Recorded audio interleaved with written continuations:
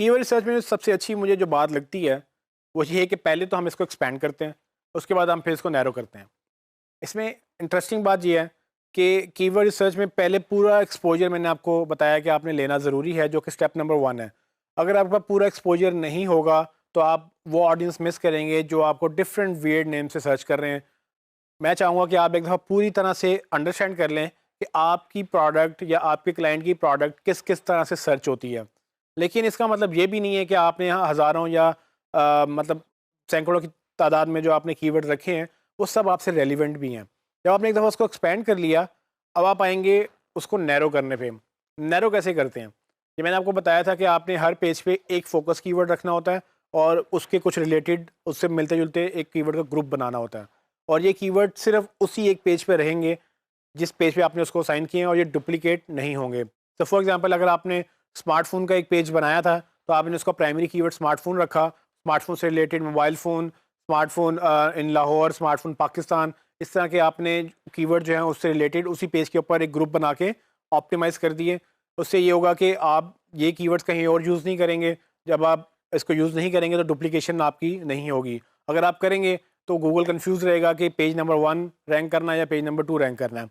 So step number 2 हमारा ये है कि आपने जब कीवर्ड रिसर्च कर लिया, उस कीवर्ड को आप नैरो डाउन करेंगे पेजेस के ऊपर। आपके पेजेस अगर पहले से बने हुए हैं तो उनको कीवर्ड असाइन करें कि आपने होम पेज पे कौन सा कीवर्ड रखना है, आपने सर्विसेज पेज पे कौन सा कीवर्ड रखना है, आपने प्रोडक्ट्स पे कौन सा कीवर्ड रखना है। और मैंने ये भी आप लोगों को बताया था कि अगर आपके कोई पेजेस एग्जिस्ट नहीं करते हैं, फॉर एग्जांपल एक नई वेबसाइट है, अभी लॉन्च ही नहीं हुई या अभी लॉन्च हो रही है, या उसने 4-5 पेजेस की वेबसाइट बनाई थी, आपको लगता है कि उस पे ज़्यादा पेजेस बनने चाहिए, तो ये कीवर्ड रिसर्च जो आपने एक्सपेंशन की थी, इससे आपको ये फ़ायदा होगा कि आपको वो डायमेंशन नज़र आएंगी, वो मिसिंग जो है अपॉर्चुनिटीज़ नज़र आएंगी जिनके ऊपर आप पेजेस बना सकते हैं। फॉर एग्जांपल आपको लगता है कि एक सर्टेन कीवर्ड 10,000 दफ़ा सर्च हो रहा है, लेकिन क्लाइंट से वो रिलेटेड भी है, बट क्लाइंट ने उस कीवर्ड के नाम से एक पेज बनाया ही नहीं है जो बन सकता था। आप क्लाइंट को सजेस्ट करेंगे कि भाई ये हमें बनाना है, ये कीवर्ड एक एज अ पेज हम ऐड करेंगे, इस पे कंटेंट क्रिएट करेंगे, और ये कीवर्ड के साथ ये कुछ मिलते जुलते कीवर्ड्स हैं जो कि इसी पेज पे एडजस्ट हो जाएंगे। तो हम इन कीवर्ड्स का एक ग्रुप बनाते हैं और इस ग्रुप को एक पेज पे असाइन करते हैं, और ये पेज का नाम एक नया नाम जो है वो कीवर्ड से अराउंड रखा जाएगा। तो बेसिकली कीवर्ड को एक्सपेंशन से आपको वो फ़ायदा मिलेगा कि आपको क्या क्या जो मिसिंग पार्ट हैं आपको सब नज़र आएंगे, कि मिसिंग अपॉर्चुनिटीज़ जो हैं वो आप उसको यूज़ कर सकेंगे। लेकिन फिर आपने उसको नैरो डाउन करना है, उनमें से फ़िल्टर आउट करना है वो प्रॉपर कीवर्ड्स जो आपने पेजेस पे असाइन करने हैं। एक प्राइमरी कीवर्ड हर पेज के ऊपर, और उसके कुछ रिलेटेड या ग्रुप ऑफ कीवर्ड या टर्शरी और सेकेंडरी कीवर्ड भी आप उसको बोल सकते हैं।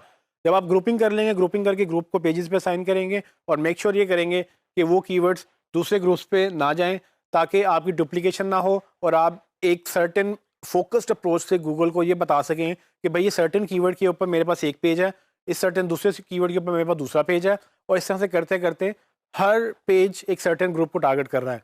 इससे डुप्लीकेशन भी नहीं होगी, इससे आप अपने मैग्नीट्यूड को बढ़ा भी लेंगे, आप अपना कंटेंट एक्सपैंड कर लेंगे, आप जो है गूगल को ज़्यादा जो है ऑप्शन देंगे कि आपको ज़्यादा कीवर्ड्स के ऊपर रैंक कर सके, और फिर यही कीवर्ड्स आपको बाद में हेल्प करेंगे मज़ीद कंटेंट क्रिएट करने में। स्टेप नंबर 1 कीवर्ड रिसर्च करें, एक्सपैंड करें। स्टेप नंबर 2 उसको नैरो डाउन करें, और अपने सिलेक्टेड कीवर्ड्स को जो आपको चाहिए उनको हाईलाइट करके शॉर्टलिस्ट करके सेपरेटली पर पेज असाइन कर दें, ताकि आपको याद रहे कि ये सब कीवर्ड्स कौन से पेज के ऊपर हैं, और इस तरह से करते चले जाएं। अगर आपकी हज़ारों की तादाद में पेजेस हैं तो आपको ये काफ़ी टाइम लग सकता है, लेकिन अगर आपके पास 10, 15, 20 पेजेस की वेबसाइट है तो इस पर ज़ाहिर सी बात है कम टाइम लगेगा। लेकिन इन शॉर्ट यही प्रोसेस आपने रिपीट करना है सब पेजेस के ऊपर।